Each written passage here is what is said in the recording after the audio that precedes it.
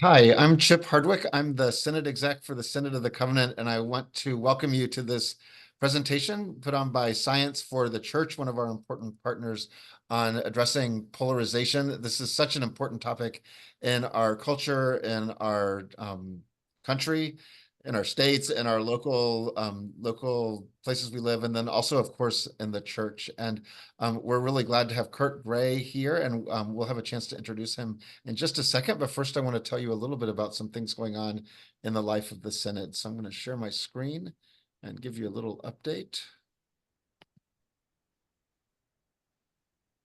And Drew or Kay, if you can tell me when you can see that. I can see it. Great, thank you.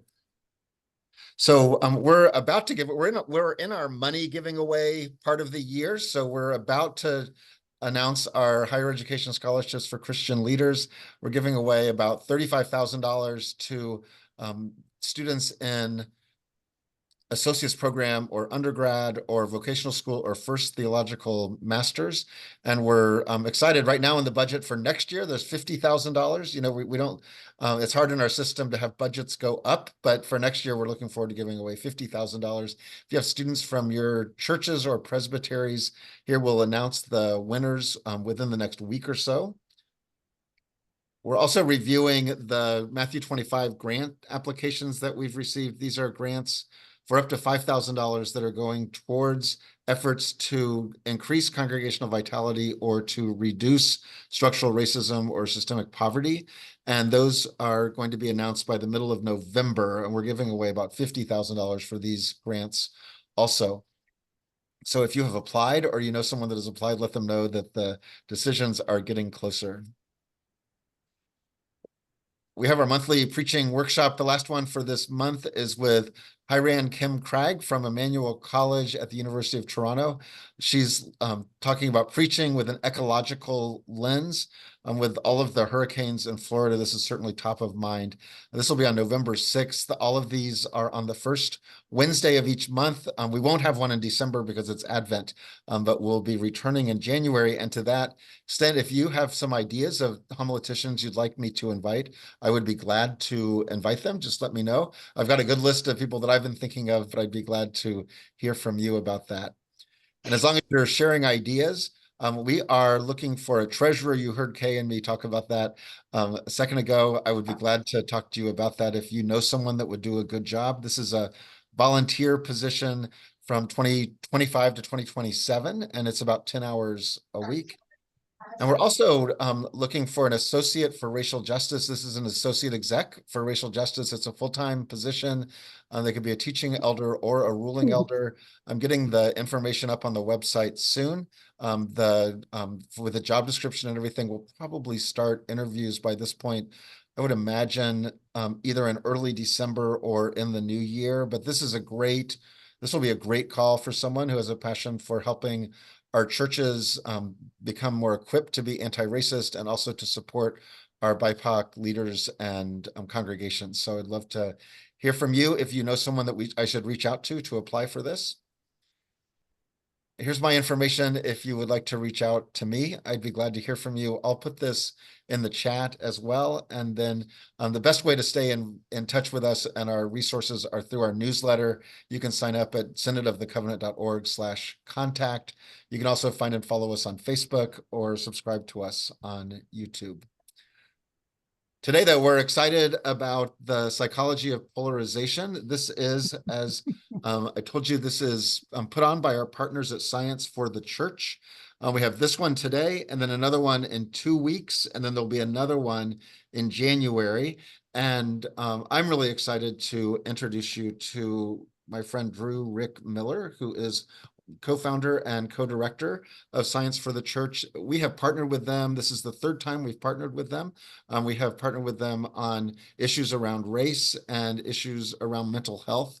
And I was so glad when Drew suggested this, again, with all the issues of polarization in our society, it just seems like a really important topic.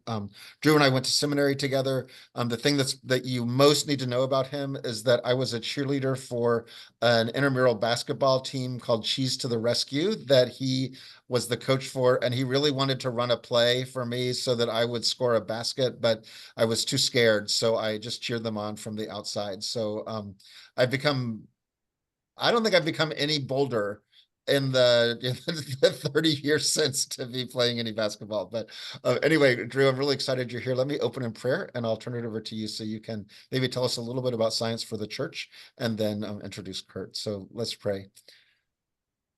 Gracious God, thank you so much for this time we have today to think about ways in which we ourselves and the church can help address issues of toxic polarization in our land. We pray that you would open our ears. We thank you for Science for the Church. We thank you for Kurt here to facilitate this conversation, and we turn it over to you. We pray in Christ's name. Amen. So let's give some happy hands to Drew Rick Miller. And thank you, Drew. Thank you, Chip. Thank you. It's good to be here, and it's wonderful to be able to partner with you again. So Science for the Church is a relatively new ministry, and we exist to try to strengthen the church through an engagement with science. And the way we found where that works best is when you connect relationally with scientists. Oftentimes they're in our congregations, sometimes they're in our community, sometimes they are researchers like Dr. Gray who are studying a theme that we know is relevant to the church. And what we found is that when we engage in these conversations, when we openly try to learn from the scientists, they can bring insights and perspectives on a whole range of topics, some like polarization, which we're aware of, and some themes that may not even be on our radar screen. But it's a way that the church can benefit in these kind of relational connections with science professionals. Again, some within our churches and some on the outside. And so I'm really excited about doing this series. Science for the Church has already done one event with Dr. Gray in Chapel Hill. I was able to interview him in front of a live audience. We published the video recording and a newsletter from that. The other three speakers, or the other two speakers in this series, we're doing the same. We're interviewing them. We're publishing newsletters, and then we're going to have these webinars where we get to engage them further. And we're trying to learn from the social psychologists, how do we form our core values and our beliefs? How do our identities form? And how do virtues and other elements of who we are and how we function both lead to polarization, but also very importantly, help us to address it? And so I'm excited to kick off our series today with Kurt Gray. He is a social psychologist at the University of North Carolina, where his research seeks to understand our deepest beliefs and why they matter. Guy's a Carolina professor. Excuse me? Sorry. So he wants to study our deepest beliefs and why they matter for society and for organizations. He directs two centers at UNC, the Deepest Beliefs Lab and the Center for Moral Understanding. He grew up in Canada, did his undergraduate work at the University of Waterloo, and then did a PhD at Harvard with the well-known psychologist Daniel Wegner. And they co-authored a book together, The Mind Club: Who Thinks, What Feels, and Why It Matters. He's got a second book coming out in January. He's, I think, going to give us a preview of that today, called Outraged: Why We Fight About Morality and Politics and How to Find Common Ground. Kurt is married to a neuroscientist. He has two kids, lives in Chapel Hill, and if we're fortunate enough, he might share a little bit. He had a phase in life where he was interested in being a geophysicist, but he apparently had an encounter with some wildlife, a wild cat in rural Canada, and realized maybe psychology not only would be more productive use of his talents, but maybe a little safer profession. So Kurt, we look forward to learning from you today and hearing what you've learned about why we're polarized and what we can do about it. Great. Thanks so much for having me. Excited to talk to you all today. I'm excited to talk to you, especially because of all the important work you do already, bridging divides and helping folks in your community with pastoral care. So I'm happy to talk about geophysics if you'd like, but I might just start this slideshow. It's a little bit about my research, a little bit about the book. I've got some fairly wide-ranging research on politics, morality, understanding the psychology of religion. I'm happy to talk about any and all of that. This talk will probably take around 15 to 20 minutes. And so I'm very happy to take questions after, happy to take questions during if there's clarification questions. I want to make this useful to you all. So I'll start and then we'll just see where it takes us. Let me share my screen. All right. Everyone good? Yeah, great. Okay, so this is all about understanding moral divides. As was mentioned, a lot of this work is in a book I have coming out soon called Outraged: Why We Fight About Morality in Politics and How to Find Common Ground. So I study a lot of things.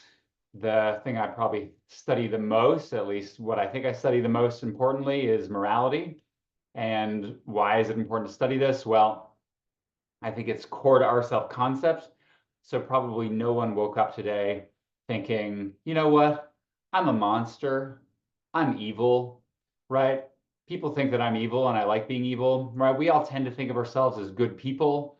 And that's one of the interesting things when it comes to, elections and politics, right? Everyone thinks that they're doing the best for themselves and for their country. And even if people, think they're making some trade-off, right? Willing to do some bad thing because the means justify the ends. Well, people still think that they're making an ethical choice, right? So we all tend to think we're good. Turns out that us being moral is the key to a functioning society. So morality evolved from an evolutionary sense to kind of keep us cooperating with people, because societies that didn't have cooperation kind of fizzled out and died as they descended into anarchy. And morality is also a topic of conversation almost every day. So if you're gossiping about your neighbor, if you are talking about elected leaders, chances are you're going to bring up some kind of questions about morality into this. And an important point I think is useful to make when we talk about morality, when I talk to faith leaders in particular, is that I'm a social psychologist and I study the descriptive or scientific understanding of morality, not the kind of like normative ideas of morality. So I'm not studying what people should do in a situation so much as what people think they should do. I'm studying people's moral judgments and not saying that like, well, this is right or this is wrong. I mean, that's really the domain of things like philosophers and pastors, right? Weighing in on these complicated questions of morality. My job is to explain how people's basic moral sense functions and what they think is right or wrong. So I think that's an important distinction up front when we're talking about morality. I think it's also important to study morality because it drives division so much today. And my work and the work of many others reveals that ultimately our political disagreements are underlain by moral disagreements. The reason that we disagree about, who to vote for is because they are endorsing different issues that have different moral opinions attached to those. I also have a personal issue in understanding kind of moral divides. Based on, well, being a human alive today, where we're so divided, and also in my past. So when I was 3, my folks got divorced, and when I was 5, my dad remarried my stepmom, and she is from this big conservative evangelical family in Nebraska, and that's me on the right there with the camera and the cool spikes. We would go down and visit her family in Central City, Nebraska. And when I was a kid, I thought, we had everything in common, me and my cousins. We like to go horseback riding, play in the barn, swim in the pond. And it was immediately clear to me that, these folks were kind, caring people. I was a relative outsider as a step kid. I was a foreigner, ultimately. And yet they kind of opened their homes and their arms to me, so many years ago, and still do today. But even though it seemed like we had so much that we agreed about, it was clear as we got older that we didn't agree on a lot of things when it came to morality and politics. And if I, polled my colleagues at a kind of, research university, academics are pretty progressive. And if I compare those opinions to folks in Nebraska who are relatively more conservative, it was clear there's lots of disagreements there. And I think what some people do when confronting with those disagreements is just to say, well, they're immoral, right? Like they're wrong, they're evil, or they're stupid. They don't really understand how they should think. And I think it's not productive to do that. It's not true. And I knew it wasn't true because these folks are my family, right? I know them, and I know that they are neither stupid nor evil. They're very good people. And so how is it that people who are fundamentally moral and fundamentally, smart, how can we have such different opinions? And so this led me to my research on moral divides. And I think it's especially important to study this now because for the first time, maybe since the Civil War, how much we hate the outgroup is stronger than how much we live our in-group. So it used to be, maybe like 30 years ago, that we just loved our own political candidates and then disliked the other candidate just by virtue of the fact that they were not our candidate, right? We liked our group and the other group were like, well, that's not my group. I don't really like them as much. But now it's the case that people tend not to really like their political candidate or their party as much as they just hate the outgroup. And being motivated by hatred and animosity, right? That's like the dark side in Star Wars, right? You're just like fueled by hate. It's not a great place to be for politics, but it's also not a great place to be, to live our lives psychologically, to be in our communities, right? That kind of distorts our conversations and ruins relationships. One of my favorite studies showcasing our divisions today is a study that looked at the time that people would sit to eat Thanksgiving dinner. This was a few years ago. And so they gave people, they pinged them on their phone basically and asked them like, when did dinner start? When did dinner end? And who is at the dinner? And did they vote for Trump or not? So they had all this information. They looked at how long these dinners last. And what they found was that once they controlled for a variety of things, like how far apart people lived and did they eat at a restaurant and so forth, dinners where there was some political disagreements, where there were some folks who voted for Trump and some folks who didn't, ended on an average about half an hour shorter. That's the time for pie, right? So these folks are like getting angry enough at each other that they barely sat around for pie. And we all know that pie is the very best part of Thanksgiving dinner. And so if that, right, is happening, then we need to find a way to figure this out and to make it better.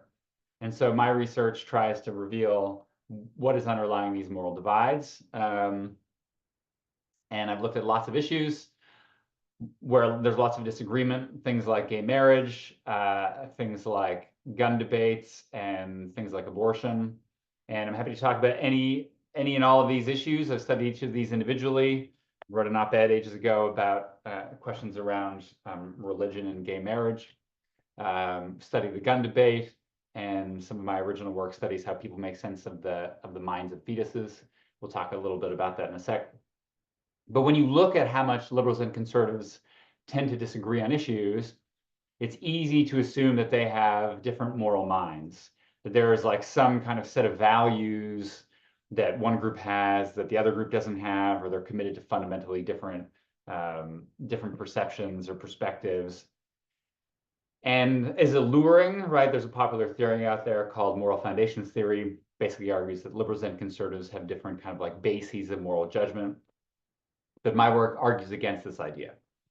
Instead, my work suggests that everyone's moral mind revolves around questions of harm. That when we make our political judgments, what we're really worried about is which acts, which bills, which legislation are causing the most harm, and how do we prevent that harm? When we have arguments in everyday life, as many of us do have arguments about morality with our spouses, with our, children, with our parents, whatever, right? We're often arguing about, well, who's the real victim here? Who's really the person that's harmed in this situation? And so that animates a lot of things as well. And when we worry about things, when it comes to the election, when it comes to politics or everyday life, we worry about how best to protect ourselves and the vulnerable. And so our minds all revolve around these questions of vulnerability and victimization when it comes to morality. And so you think about moral divides, right? It comes down to harm and questions of perceived victimization, right? Perceptions of who's being harmed. So gay marriage, question is, what's more harmful? Is it allowing, gay marriage, or is it more harmful to couples, for instance, by banning gay marriage? When it comes to guns, do guns help keep families safe by allowing you to defend yourself, or do guns ultimately harm people by, right, having kids stumble upon guns that are unprotected and unlocked, or things like mass shootings?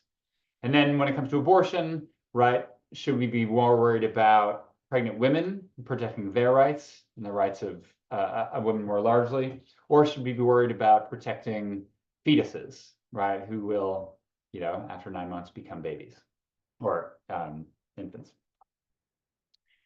And so ultimately, when we try to understand moral divides, we need to keep in mind that we're all ultimately trying to protect ourselves and the vulnerable from harm. And we can all resonate with this when it comes to ourselves and our moral judgments, but it can seem hard to believe this when we think of the other side, right? When we think of the other side, we're like, look, I know I'm trying to protect my kids, but the other side, they seem bent on not as protection as much, but on destruction.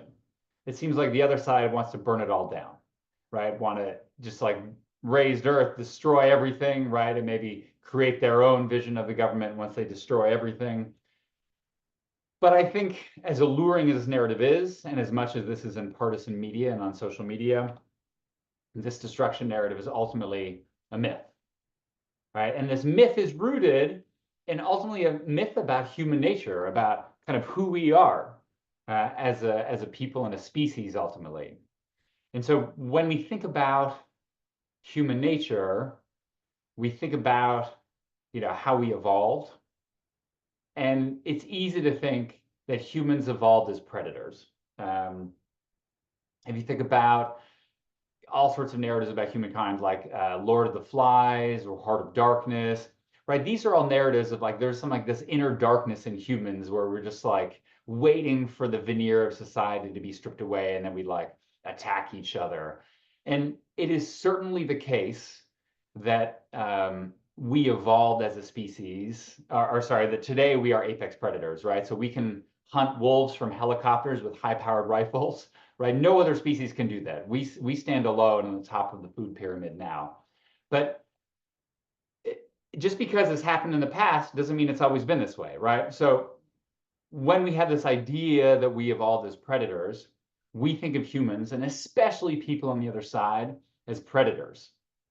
They're like calm, confident killers. They're like, figuring out ways to attack us on our side. But it turns out that just because we are apex predators today, doesn't mean that we evolved as such. And in fact, turns out the new science suggests that we evolved more as prey and less as predators. So this is an artist rendering. It's a little low res of a skull that was found in a cave millions of years ago. And they're like, oh, weird, like, where are these holes on the back of the head of the skull from? I wonder what. And then basically they figured it out. I know what it was from. It was because this prehistoric ancestor of humankind was just literally eaten like this by a saber-toothed cat. If you want more evidence that we evolved as prey, take a look at your claws right now. Right? Every other predator has real claw, like my cat somewhere around here, right? Has very sharp claws and like fangs. Bears, big claws. Humans, I mean, what a joke, right? What a joke. We are weak. We are slow. We are not strong. And so instead of us being powerful predators, we evolved instead as prey. We've spent a lot of our time hiding in trees and hiding in caves and evolved our minds so that we could better talk about how to avoid predators. We didn't have stone-tipped spears until the last like million years, right? So imagine throwing a sharpened stick at an elephant, right? Or a mammoth or a cow for that matter, right? Good luck. A sharpened stick isn't going to do very much from a distance. So instead, we spent most of our time being worried about protecting ourselves, worried about protecting our families, worried about staying safe. And so it's a very different picture of who we are, right? If we're prey, when we lash out, it's not because we're like confident killers like a tiger. Instead, we're afraid and we lash out at others when we're afraid of being harmed ourselves. And so my research suggests that we have a harm-based mind ultimately, right? Many of the things that we think and do are to protect ourselves. And so this means that all people, including those on the other side, are ultimately worried about protecting ourselves from threats. This is why we invest, right, in our 401ks, so we, protect ourselves from threat getting older. This is why we buy insurance. There's just a hurricane here in North Carolina with devastating effects, right? And so we're all concerned about protecting ourselves and staving off these kind of disasters for ourselves. We all worry about predators. And in fact, we see them everywhere. And, there's not a lot of wild animals around us right now on purpose, right? We basically like shaped our natural environment so that we're not surrounded by predators. And when we are, surrounded by predators, we get real worried. So when I was, mentioned a little bit, when I was in college, I worked as a geophysicist very far north in northern Canada. And we got stuck in the bush one night with nothing around. Like literally the helicopter had to drop us off and it couldn't take off to pick us up because there was a storm. And so it was 30 miles to the nearest town. And we had to stay the night in the basically, subarctic area in northern Canada. And we had to have a fire, had to curl around it just to stay warm, had no food. Like you get the sense that this is like how our ancestors live. Of course, we had, fire retardant Nomex coveralls on and snowmobiles with gasoline to light a fire. But it was just us. And then in the morning when we woke up, we noticed there were paw prints all the way around the campsite. And that we had been kind of like checked out by lynx in the middle of the night. And lynx are not that big, right? They're not that big. They're very furry. If you gave them a bath, like with your cat, they would shrink down appreciably. But it was still unnerving to know that if there was some other bigger predator, if there was like some kind of wildcat or something, we couldn't have done anything with our small, soft claws, right? So definitely is worrisome when there are predators out there. But the predators we fear today are evil people, not wild animals. And this is like a low-res photo, but I love it because it's a minivan spray painted with "want some candy," right? Which is typically the predators that parents at least worry about today, right? Their kids are playing outside, their grandkids are playing outside, and here comes a minivan coming to get your children, right? To kidnap them. And now kidnapping is, very rare, especially this kind of kidnapping. But we still worry about it, right? Parents still worry about it. And everyone these days worries about like some kind of harm happening to themselves and to their kids, like predators. We literally use the word predator, right? To Catch a Predator. It's a TV show. And so even though we're not worried about animal predators, we're worried about human predators. And the policies, like political policies that also might harm us. And so this take on moral outrage that my research suggests is that the reason we get so outraged at each other, the reason we get so angry, isn't just because we're mad, but because we're afraid. We feel vulnerable to harm, we feel vulnerable to suffering. And when we kind of like yell at people on the other side, when we try to coordinate others to, get our pitchforks and, storm some place, the reason we're outraged is because we're trying to fight some threat that we perceive. We're ultimately trying to protect ourselves and society, right? Even if those behaviors don't seem to be, don't seem to make sense to us on the other side. When someone is outraged or we get outraged, it's because of protection. And so when we alert people, when we band together, when we punish wrongdoers, when we say nasty things on social media, it's not just because we want to be nasty, it's because we're trying to protect ourselves from harm. And it turns out we also get outraged when people harm vulnerable others. So our kids we worry about, but other people's children, if I told you about someone whose favorite hobby was beating puppies, you would think that's not very cool. You would get very outraged at them. And ultimately, our morals evolve not only protect ourselves, but protect the vulnerable in society, because everyone in society is better off when we protect those vulnerable. And so we condemn those who victimize the vulnerable. And if you think a lot about hot button issues, these come down to, again, who is the most vulnerable? So with abortion, again, right, who's the most vulnerable to suffering? Is it pregnant women who have a massive cells rapidly dividing in their uterus? Or is it a fetus that you can think of as an unborn child, right? And so whether you take one of those positions depends on how much you see as a fetus is vulnerable to victimization, right? How much do you think they have a mind? How much do you think they deserve moral protection? And these are ultimately questions of perception, again, right? Because there's no one scientific test that you can do to show whether a fetus has a mind. Or some people will say, look, I'm thinking of a fetus as when it becomes a child, then it can obviously suffer. And other people say, well, I'm thinking of a fetus as more like an egg and a sperm, which clearly, right, can't suffer. And so there are these perceptual differences that people have that underlie their moral judgments. And so a lot of questions about morality fundamentally come down to, well, who's the most vulnerable to victimization?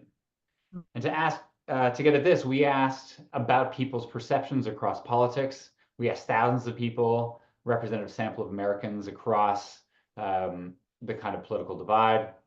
And what our data showed was that there are kind of four clusters that people think about when they're worried about protecting the vulnerable, and these clusters map onto political issues.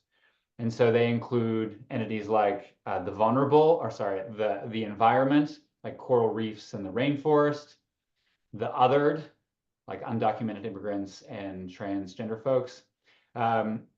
It's called the othered instead of something like the marginalized because different people believe different groups are marginalized.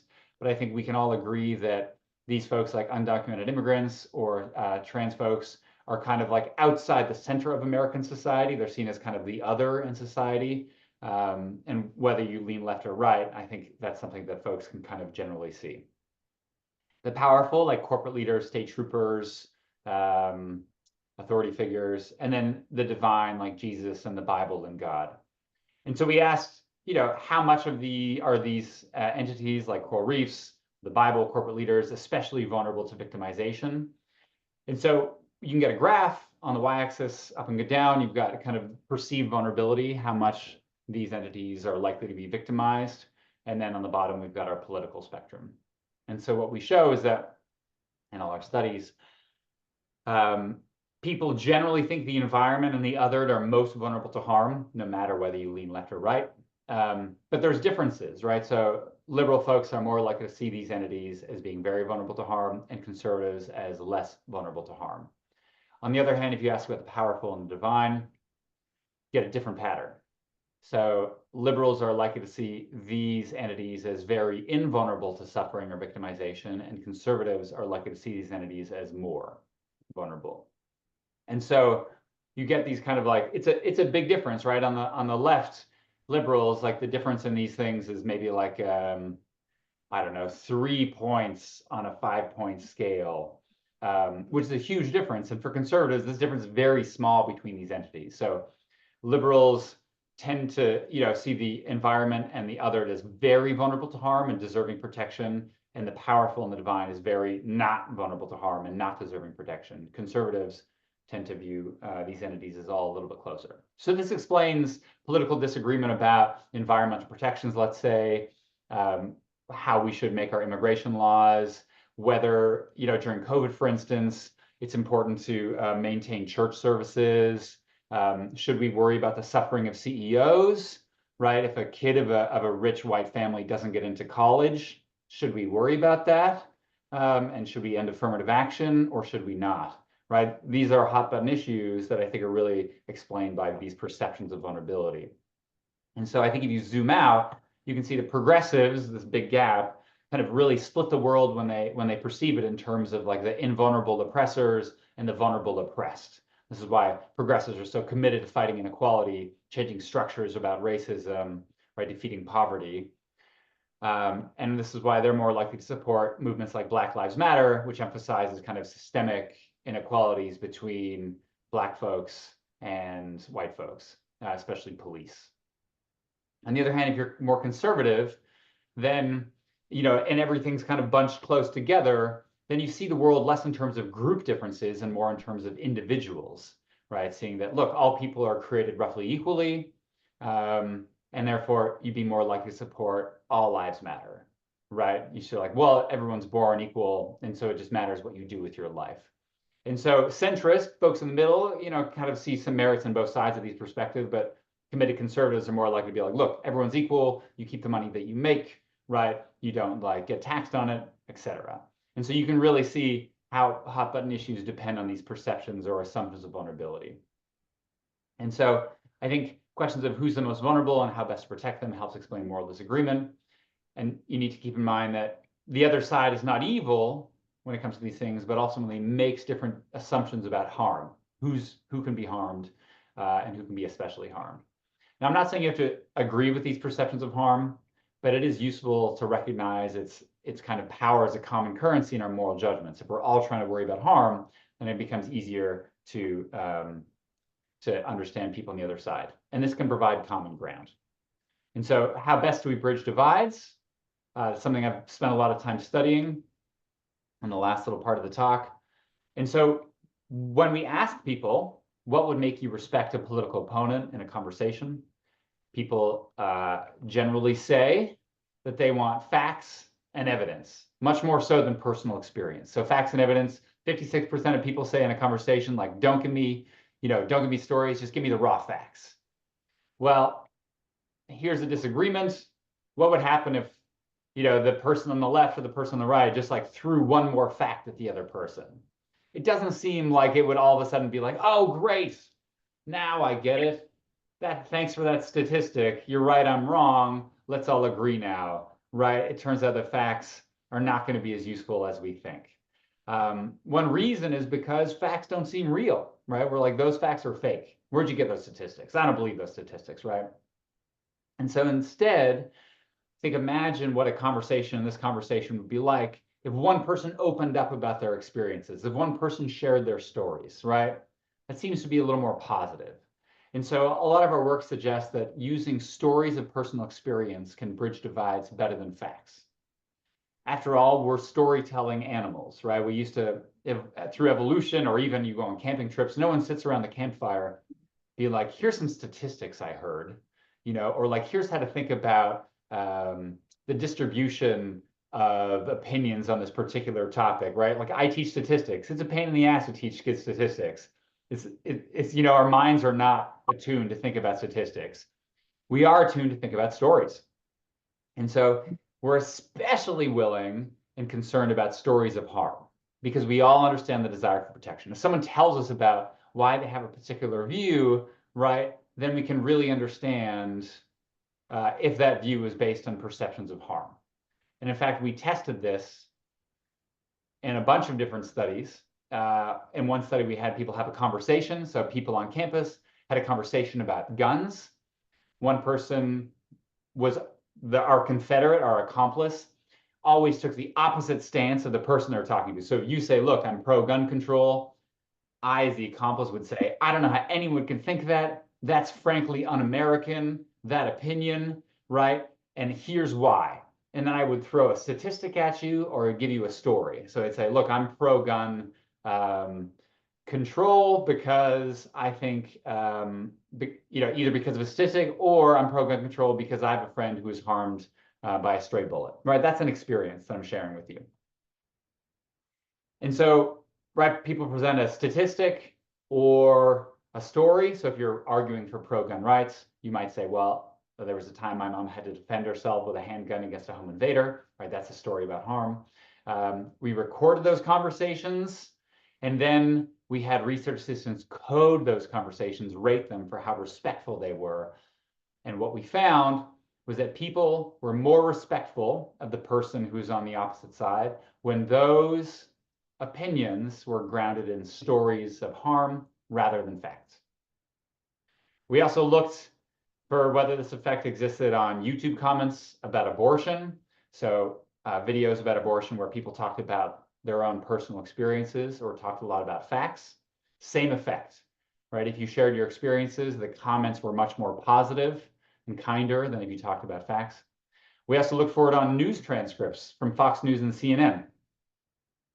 Hosts, anchors treated their guests as more rational, which led to more respect when those guests shared their experiences or the experiences of their constituencies, if you're a politician. And so overall, you seem more rational when you ground your moral beliefs and experiences of harm, and you seem more human, right? Because we can all understand why someone would have their belief if it was grounded in perceptions of harm, right? We just understand it at a human level. Now, of course, not everyone has stories of suffering, nor should people feel compelled to tell those stories if you feel uncomfortable, right? But part of the way to bridge divides, especially as pastoral leaders, is to make an environment where people feel comfortable sharing those experiences, and you can draw those out of people so you can, make people seem more human and understand their positions.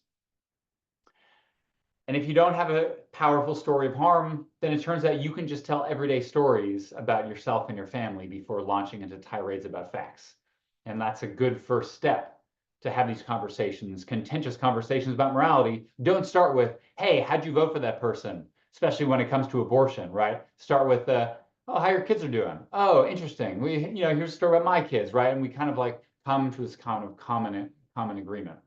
And then when it comes time to sharing our opinions about morality, what you want to do is you want to invite people to share their opinions and their personal experiences, right? Not demand, but invite, right? We love getting an invitation in the mail to a party. We don't love getting a demand in them, right? No one's like, you're coming to my party on this day, you better be there, right? That's a bad party. But if you're like, I'd love for you to be there, and I'd love for you, in an invitation about a conversation to explain why you think this way, and I'm just trying to make sense of it. I'm just trying to understand, right? If you make it clear that your goal is to understand, it's a very different conversation than if you feel like your goal should be to win. And so I think that's important to keep in mind. So in sum, I think we're all worried about threats. We're all motivated to protect ourselves from harm. We all get outraged when we see the vulnerable as being harmed, whether that's our own family or, right, children. Think of the children as a rallying cry to almost every moral movement, right? So we're all concerned about the vulnerable, and we all get outraged when they're harmed. But there are big political differences in who we see as vulnerable to harm and how best to protect them from harm. And ultimately, to bridge that gap in these perceptions of harm, we need to tell and invite stories of our personal suffering and our worries. And that makes us seem more rational and ultimately more human. And so thanks for listening. And if you want to learn more, you can pre-order Outraged, where I talk a lot about these findings and also more about how better to bridge divides within your community. So thanks for having me, and I'm very happy to answer questions. I can stop sharing my screen and open it up. Yeah, let's open it up for questions folks have or comments. I'll lead us off, Kurt, because I know this is one that a lot of folks think about, and I think you've done some research. Say a little bit more about how these things we spend hours on, these devices, social media, our news feeds, the kind of online communities that we form, how do they contribute to polarization, and is there something we can do about that? Yeah, so in general, it's a great question. Social media is terrible for polarization and probably for society more generally, and certainly for our communities. I've talked to many pastors who, I talked to one pastor who developed like a brief guidebook to like manage kind of Bible study groups, and the guidebook was basically like, don't use social, like how best to use social media, just try not to use it. But of course, we all use it. And so one reason why it's so bad is because it pairs an infinite supply of threats, right? Like this bad thing's happening, this bad thing is happening, along with clear metrics that everyone is worried about those threats, right? So there's been 4,000 retweets, right? There's been 100 likes of this particular threat. And so those are things that are like social fearful minds kind of glom onto and get really afraid. We have some work on moral panics that shows not only are there like moral panics basically every day on social media, but those moral panics are also motivated by, concerns about harm and protecting ourselves. Um, and yeah, so the people who use social media for politics and who pay attention to the metrics like retweets and things like this, they reliably show symptoms of PTSD that are above a clinical threshold. So if that's you, I would encourage you to spend less time on social media looking at what threats are spreading and just put down your phone.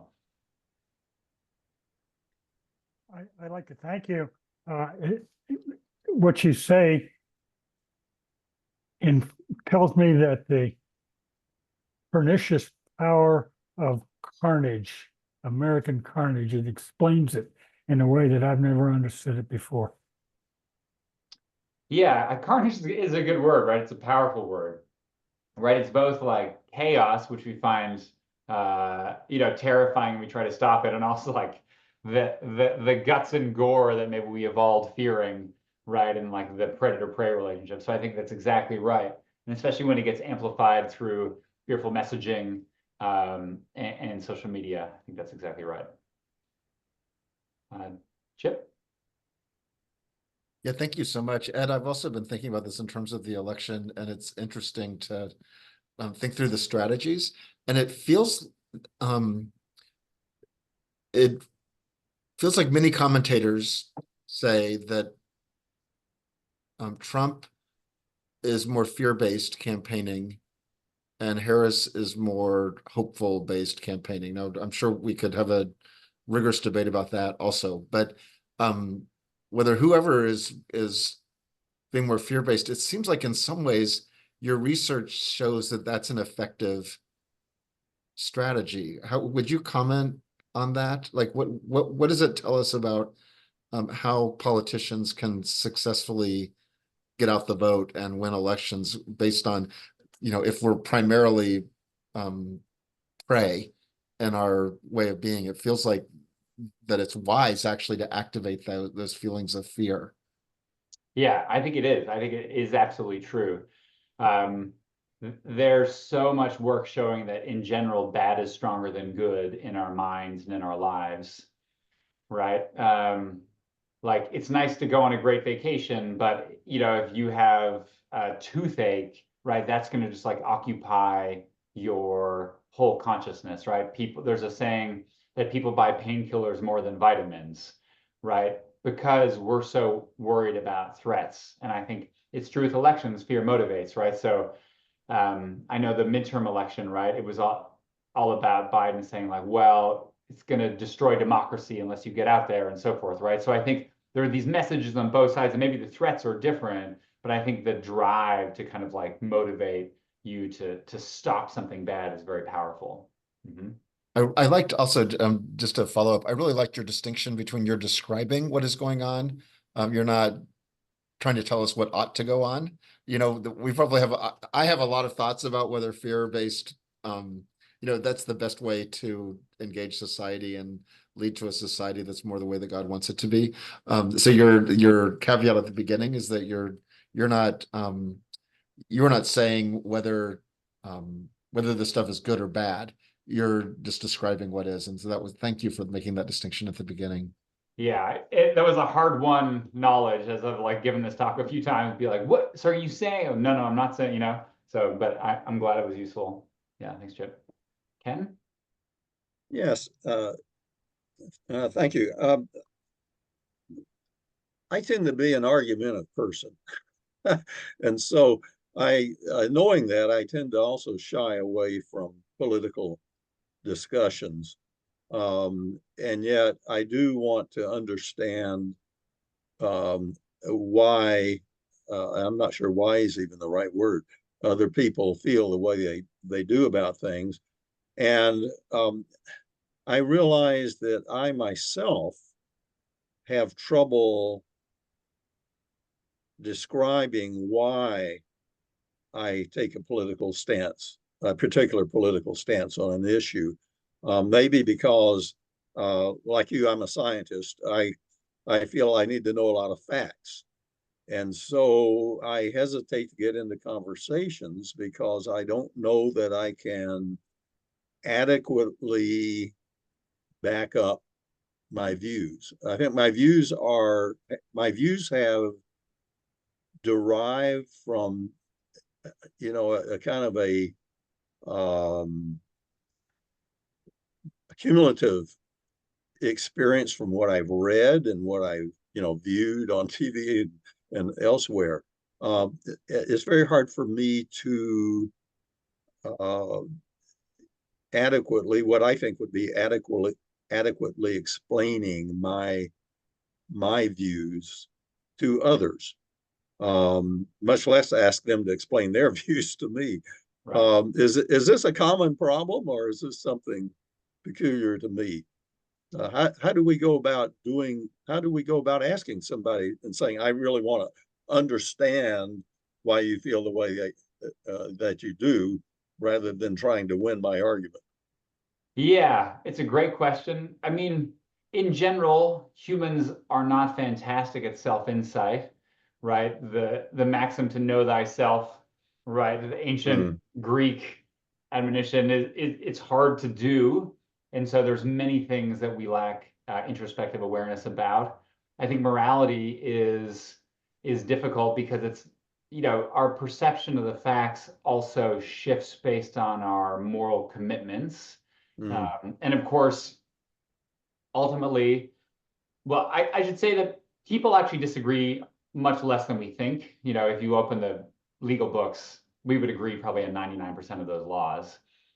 Even with things like abortion, which are hot button, most people agree on the kind of extreme cases, right? Like if right, if you don't abort a 9-month-old fetus, and if a young woman is raped, then it makes sense for to save the life of the mother. Those make sense, and so we're actually disagreeing about a fairly small amount. And then there it hinges on the kind of like relative harms, and I think that's where it's mm, problematic, right? So should we protect more a fetus or the mother? Should we protect more a family fleeing violence at the border, or like the citizens who could be harmed? And I do think that there is maybe more of an objective truth, that like there is a state of the world about the facts that you could figure out. Um, mm, but again, at the very end of the day, I think it comes down to these kind of like deep convictions, maybe your family, maybe your religious convictions. And so I think you might be able to point to kind of one layer down of the facts that you hold, but with the mm, old, like, it's turtles all the way down, like what underlies those and those. So I think maybe don't look down too far, otherwise you'll get dizzy. But I think it's probably enough mm. just to try at least one level down, which is more than many people try. So at least you're trying. Thank you.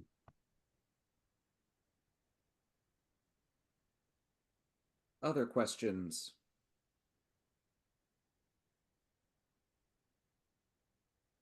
I'll raise another thought that I have too, and that is that as soon as someone seems to oppose my view, whether through body language or otherwise, I tense up, and I feel like, oh, okay, now I'm feeling threatened, even if they haven't said very much.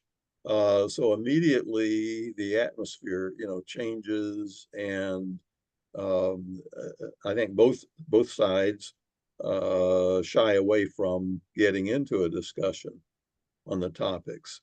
Um, so, do you have any recommendations on really how to initiate constructive discussions on these divisive issues? Yeah, the point's very true. So I have a colleague who works for an organization called Essential Partners, and they facilitate conversations in really tense, like Middle East, right, communities kind of ripped apart by gun violence. And he likes to talk about this physiological fact, which is that the fight or flight system in your body can be triggered, the sympathetic nervous system can be triggered in like half a second, but it takes 20 minutes for the parasympathetic nervous system to kind of come and ramp everything down. So it's hard. I think practice is very important, right? I mean, the first time, a couple times it gets tough, but I have many of these conversations, and I think every time I'm in an Uber, someone tells me, they're a Christian nationalist, or this president's the worst president ever, whatever, right? Like they're just like a tirade to me. And so I think you can practice, you can change your motivation to trying to understand. If you go in there just being like, I want to know why this person is so powerfully committed to this ideal. Now you're not threatened as much, right? You're just like, tell me more, right? And then when they tell you, and they feel like they're understood, then you can actually do more winning in a sense. So you can push back. So when I had this Uber ride with this Christian nationalist, right, he started like likening pro-choice supporters to perpetrators of the Holocaust.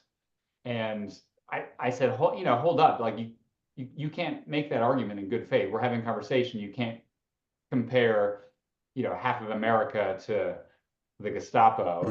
And then he says, I appreciate that. Thank you. I realized that wasn't fair. And so the reason that I could push back was because we had this rapport and this understanding of respect. And so I think maybe those things is just strive for understanding. And I also think recognize that people are going to say things that piss you off because these things are hard to talk about, right? Like if you're talking to someone who's pro-life about abortion, they're going to say baby killer, right? Like that's just their convictions. And maybe if you're pro-choice, that's going to piss you off. But I think if you recognize the kind of perceptions of concern and harm underlying that, you can be like, well, let's set aside that like incendiary language to get at the heart of the issue. But it's not easy. Yeah, good point. Just to add a bit to this, the next conversation partner we're having in 2 weeks is a psychologist who studied humility. And I've had a conversation with him. We're going to publish a newsletter based on that conversation a week from today. And he talks some in there about the importance of learning to manage our defensiveness. That's part of cultivating humility. And these kind of notions of approaching these conversations, both with the curiosity that Kurt has hinted at here, but also humility, and then being able to manage our defensiveness in them is part of how we have to kind of train ourselves to have these conversations. So that's a little plug to come back in a couple weeks to talk to Daryl Von Tongeren about humility and how that kind of posture can help us enter into these conversations and feel when that blood pressure is rising and begin to train ourselves. How do we calm that?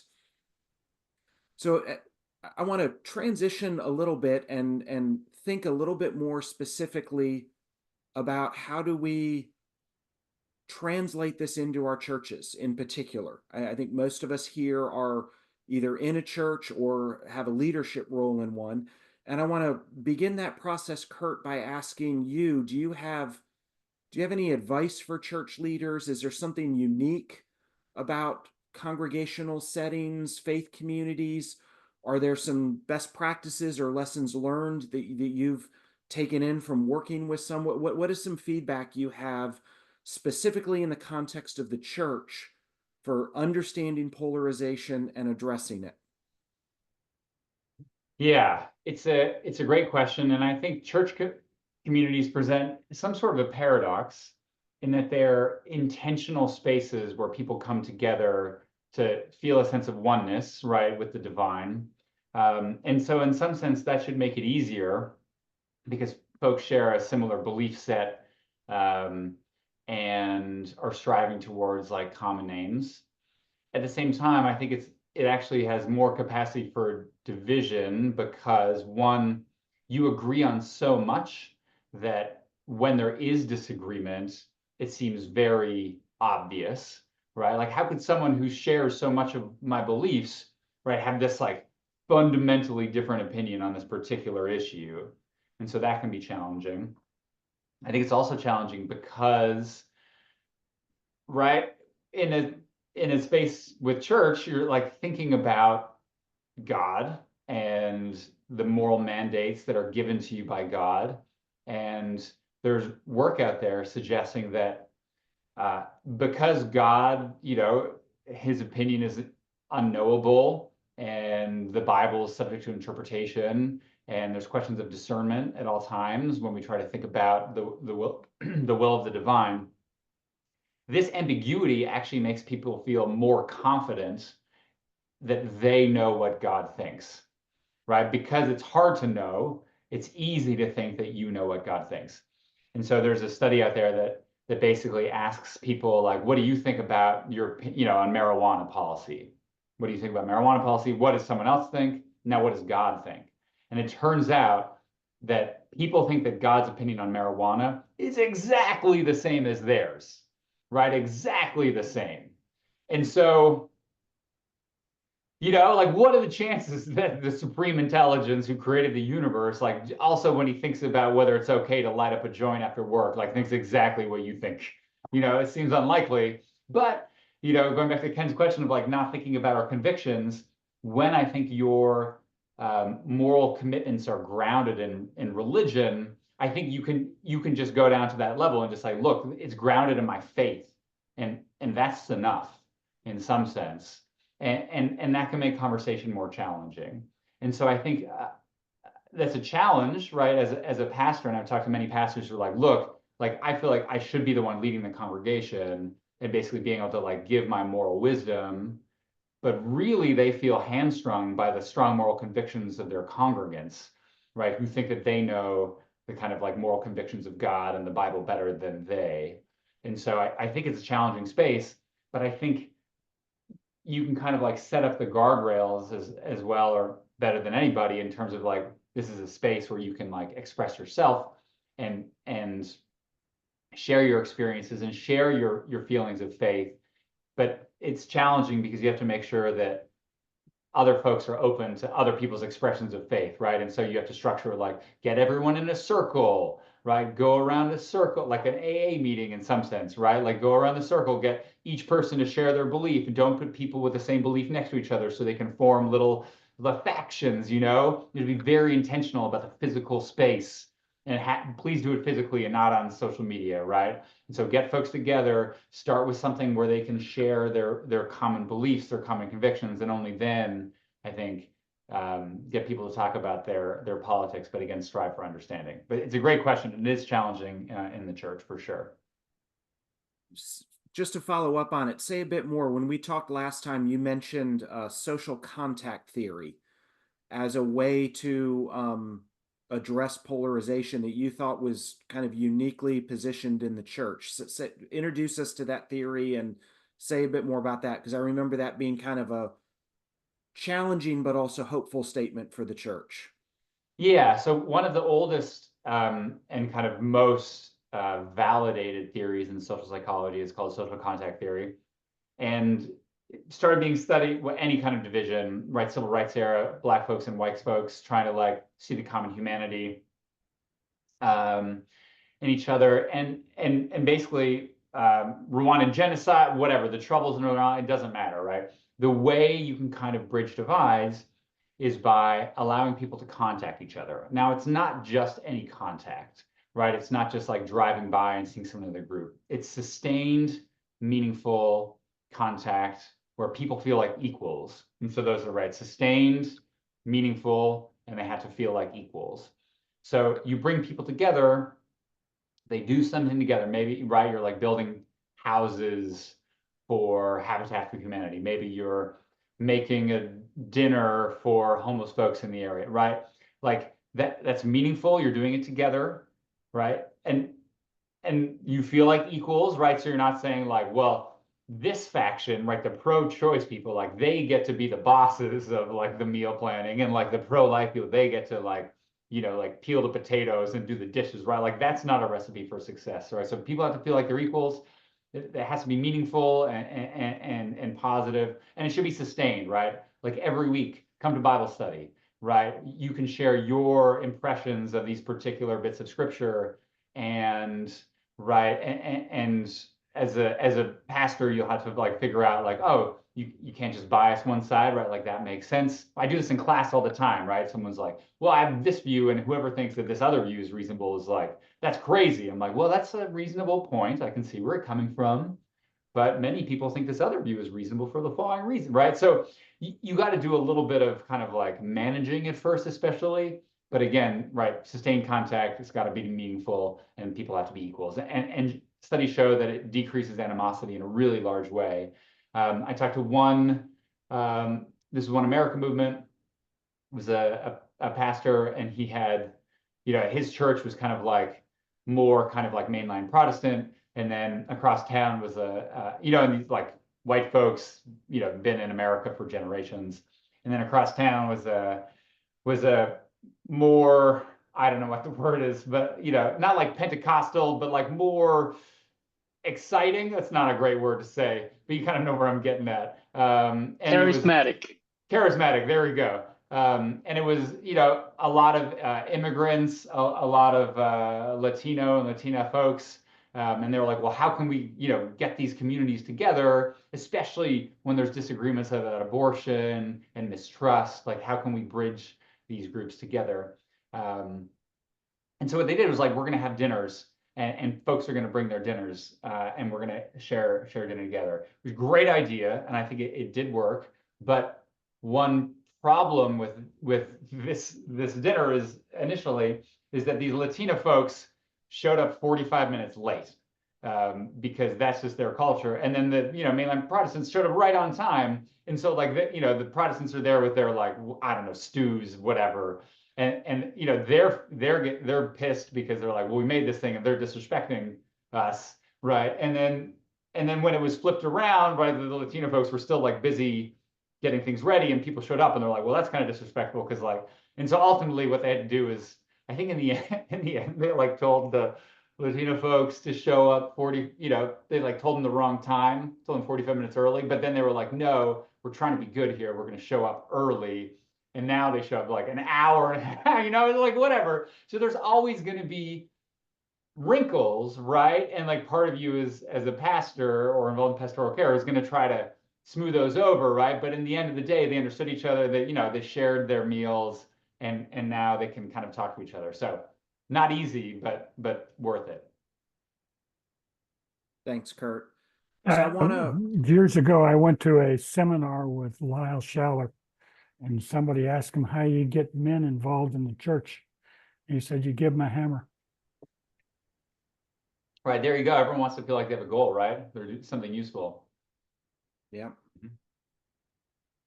I want to transition a little bit in the direction that Tricia has already taken us in a comment. And I want us to kind of on the church-facing side, what are some biblical, theological elements in our Christian tradition that you've heard in some of the things that Kurt has introduced us to? So Tricia in the comments had the quote, "Perfect love casts out fear." That's something within our tradition that speaks to this. I can't help when hearing Kurt talk about the victimization and these notions of harm, hearing echoes of caring for the least of these and loving our neighbor. What are some other elements within our Christian tradition that you're hearing here? I'm trying to find some bridge points here between kind of the science that he's presented to us and our tradition to help us begin to find some points of contact that we can bring back to our churches. What are some other possible connections you've heard or that have crossed your mind over the past hour that we've been together?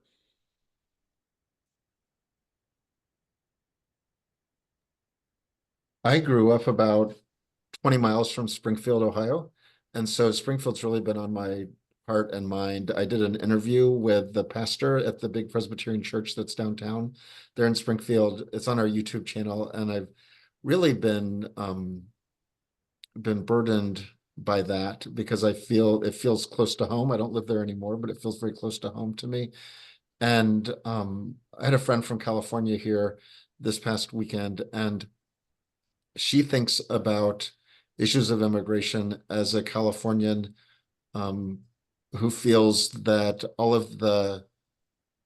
um, all of the immigrants come and kind of take advantage of um, the resources of Americans and the government. And I haven't been a part. I haven't ever lived someplace like California. She lives in LA, where the influx of immigrants is really heavy. And so it was interesting to me that she was focusing on that, where I was focusing on um, just the lack of shalom in Springfield, Ohio, where it's just painful for everyone. And I think a lot about the verses about, welcoming the immigrant because we were all immigrants before, and the fact that like my friend was all about like we need to keep we need to um, we need to stop the flow of immigrants in because we simply cannot support them. And I was much more interested in talking about, well, what do we do about Springfield now? They're here. They're not leaving. They're living there. So what does it mean to have a community that is filled with shalom in the midst of these broken relationships and broken hurts? And I think so much about the um, perfect love casting out fear, because there is just so much fear. The whole thing about eating pets and things like that, it's just a fear-based approach to making people feel worse about their new neighbors in a situation that, of course, is difficult no matter what. You can't absorb that many people into your town without it having a lot of challenge, no matter where they're from. And then you take the difference in culture also, and it just makes it that much harder.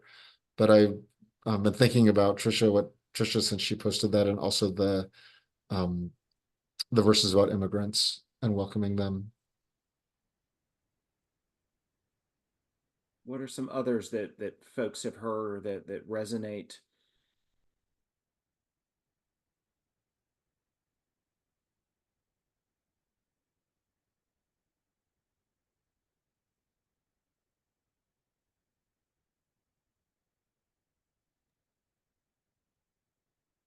I mean, do you hear echoes of kind of biblical and traditional Christian understandings of humans in some of Kurt's description? I definitely the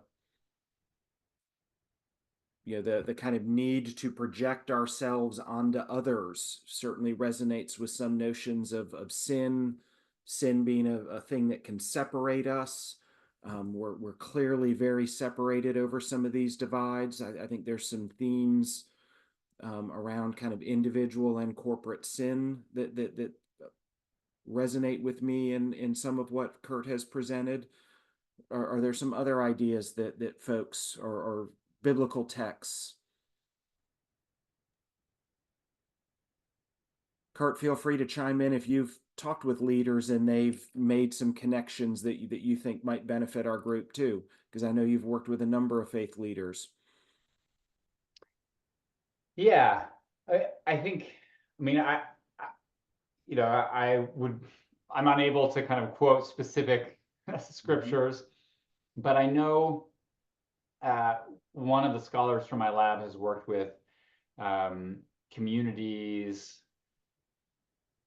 Christian communities who are strongly like pro-gun, and like exploring the kind of ideals of focusing on kind of like the Christian church as like a long-standing victim in society, this kind of like this sense of like persecution and kind of like license moral convictions kind of like powerfully one way or the other, because we know that kind of like threat can drive strong convictions. And so I guess it's more sociologically than scriptural, but I think that sense of like, if you feel like your virtues or values are under attack, or that part of the kind of complexity of being a Christian is a sense of like vulnerability, then and kind of humility, which I know Daryl's going to talk about, then that can make it kind of like more complicated to think about morality as well, right? On one hand, you should be vulnerable, you should be open. On the other hand, right, you should hold fast to your convictions. And so I think that's a kind of an inherent kind of tension in Christian spaces. Yeah. Can I jump in, Drew? Please. Yeah. As I'm thinking and hearing Kurt speak, I cannot help myself but to think that we as pastors and as ministers of the church, we are particularly positioned to bring about what Paul calls the ministry of reconciliation in 2 Corinthians. We have a unique role, I think, for creating spaces that can bring about healing and reconciliation.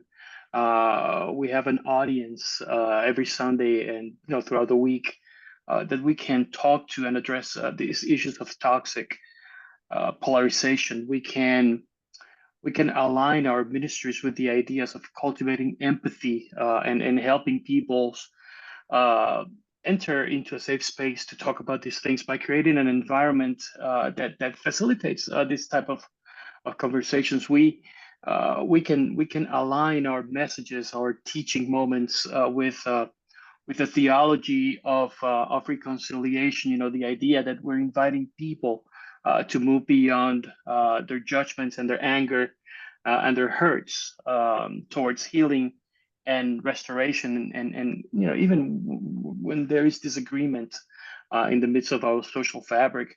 And I don't know, the idea of reconciliation can help us also to focus on common values instead of letting people stew in their differences. We can bring them back to our common shared values: safety, justice, love, perfect love that has been reflected a little while ago, or caring for the least of these, as you pointed out, and creating communities that are filled with God's shalom, as Chip was talking about a moment ago. Instead of framing the discussion around hatred, we can frame the discussion around this shared values to bring about unity and reconciliation. Yeah, I mean, I think what I find most fascinating and have really found myself pondering since discovering Kurt and his work is just how similar how our convictions form really are. And that it's these smaller items, who's the victim, who is being harmed, that divide us much more than this, completely different kind of moral foundations or belief systems. It's really a very similar mechanism that just identifies slightly different people, and that gives us some hope. I also, the storytelling piece, how we tell our stories and invite others to tell stories, has me wondering, as a people of the book, a book full of stories, are there ways that we can use storytelling in our teaching of Scripture, in our preaching, that can begin to address polarization? It could be as simple as using stories from both sides of an issue to communicate the complexity and challenge some of our assumptions, and try to do it in a, I know the partisanship in church is some churches are okay with it and some churches don't want to touch it with a 500-foot pole. But it's one way where you can navigate that by sharing some on both sides and then talking about, kind of like Ed does, how do we be a place of reconciliation, a place that continues to love and value despite these differences within the church. But that whole storytelling component is one that I've resonated with a lot, both because I think it's natural to who we are as humans, but also I think it's a big part of who we are as a people of faith. Other thoughts? Henry? We've sort of embraced, can you hear me? Yes, we can. We've embraced something that David Brooks wrote, that society works best when both liberal and conservative voices are heard because liberal voices tend to speak up for the vulnerable and the needy. Conservative voices tend to speak up for personal responsibility and morality. So by sort of making that a characteristic of the church as well as society at large, people have felt more comfortable about the feelings they hold, felt that their own views are appreciated and affirmed, even though they may not agree with the people around them. So that's been a very helpful teaching, I think, for us. Thank you, Henry.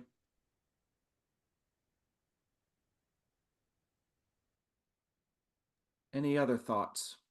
We did. When I was serving the church in Lake Forest before I came to this role, we learned about peace circles from the Native American tradition where we passed around a cross, and if you didn't have the cross, you couldn't speak. And so it let people speak, tell their stories without interruption. And the thing was, there might have been 10 people sitting around a circle, and the cross went sequentially.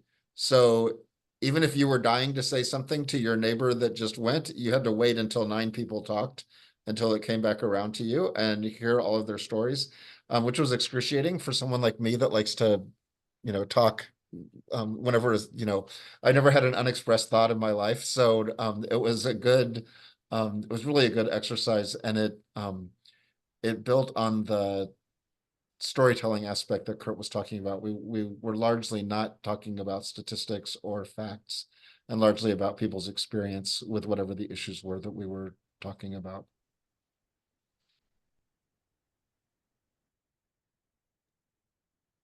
Any other thoughts?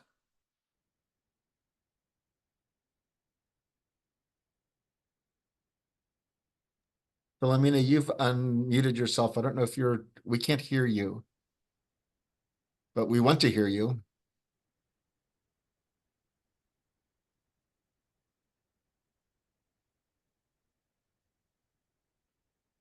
We still don't hear you, no. Feel free to use the chat if that will work if you're having trouble with your microphone.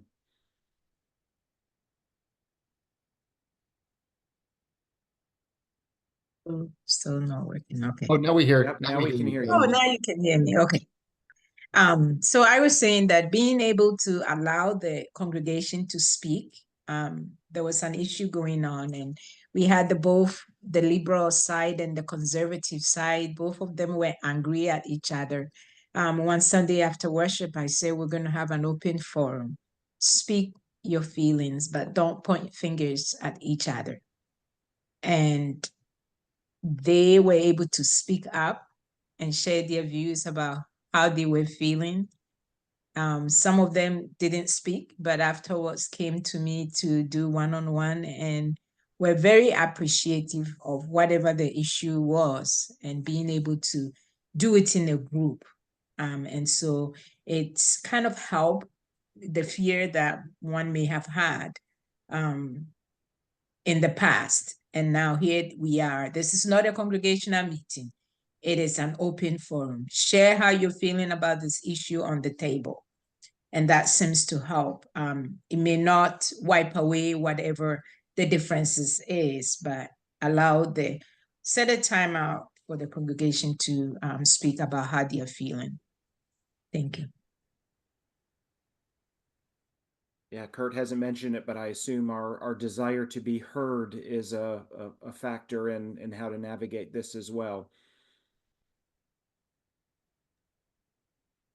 I want to encourage all of you to continue to wrestle with these questions and try to find points of contact between what Kurt and our upcoming psychologists are going to share with us that you can bring into the church and into your ministries and into your relationships to begin to navigate polarization. I hope you've seen through our time together, just the interesting ways that science can be brought to bear on these issues that are important to us in the church and help us think in fresh and new ways and understand more deeply some of what's going on within us and between us, and with some guidance on some things that have been tested, that have been practiced, to see how they may work to help us navigate polarization in the church and in our communities.